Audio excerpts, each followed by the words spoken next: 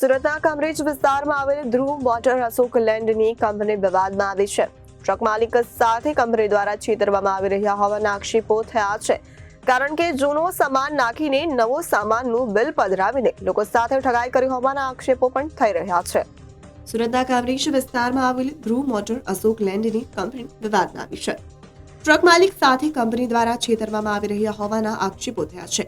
કારણ કે જૂનો સામાન નાખીને નવો સામાનનું બિલ પધરાવીને લોકો સાથે ઠગાઈ કરી હોવાના આક્ષેપો થયા છે.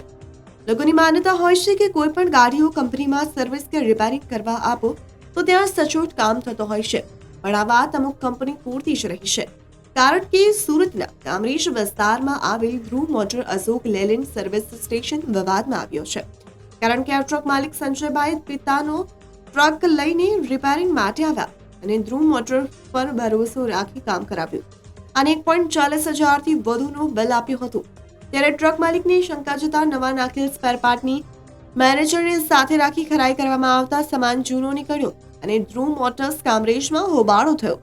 જો કે આ મામલે ભોગ બનનારને કહ્યું કે સાબિત થયા છે કે લોકો સાથે ઠગાઈ કરવામાં આવી રહી છે.